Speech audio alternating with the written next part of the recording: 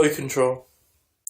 We have written some basic code already, and what is happening is that one statement runs, then the next, and so on. But what if we only want to go through a certain block of code, depending on a certain condition? Or what if we want a certain block of code to repeat itself a few times before moving on to the next part? For this, we have conditional and iteration statements. For conditional statements, we shall cover if-else clauses, although it's not compulsory to have else, and else-if statements, and switch statements.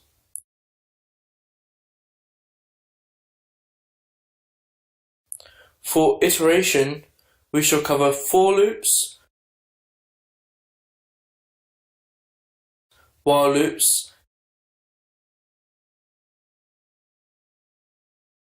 and do-while loops.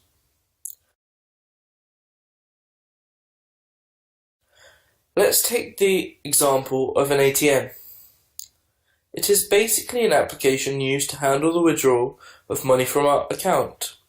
In simple English, if we were to explain what the program had to do, we would have to check if the user has an account with the bank, and if he does, then ask for whether he wants to withdraw his money, or display his balance, and depending on the user's input, we would run a certain block of code. This is a scenario where a conditional statement is used, where depending on external input, we run our program in the desired manner. Then, when the next user comes, and this whole process repeats itself again, that's the concept of iteration. On the screen now, you should be able to see the syntax of each conditional statement and iteration statement. And you can see how and where they're being used. Functions.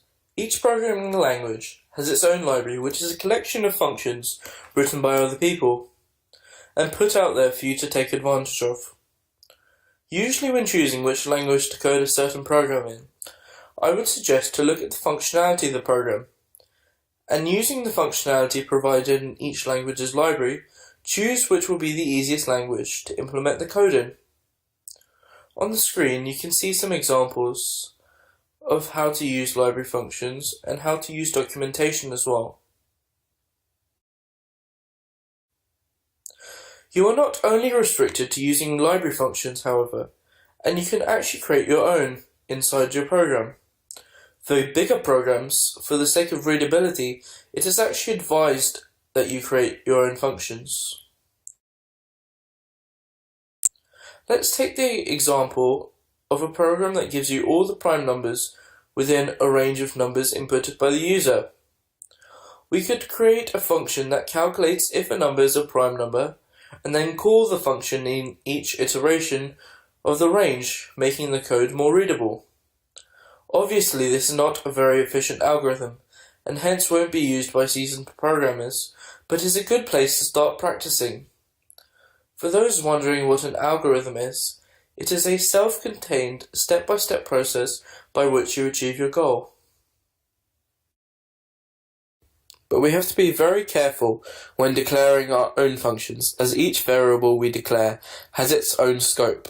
For example, a variable declared in one function cannot be accessed in another, due to the concept of variable scope. A concept important to take note of when declaring your own functions is that a variable declared outside of all functions is called a global variable and can be used anywhere in the program. Whereas one declared inside a function has a scope of the function itself. On the screen now, you should be able to see an example of a global variable being declared and a local variable being declared. Error handling in syntax.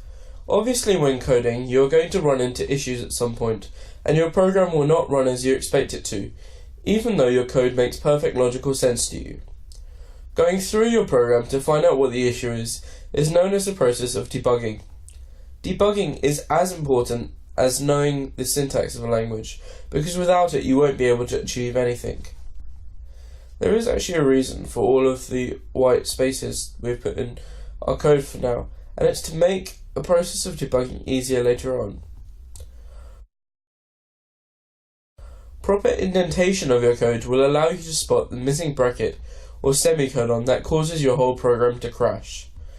If that is not the issue, the oldest trick in the book for debugging is to add print statements everywhere, allowing you to track your code value by value and see which one is off and why. On screen you can see an example of how to do this. But now, with IDEs, we are able to make this process much easier by setting breakpoints at certain points in our code, and this will pause the execution of the program at this point and allow you to step through your code each statement at a time, displaying how your variable values change. And this is how you do it.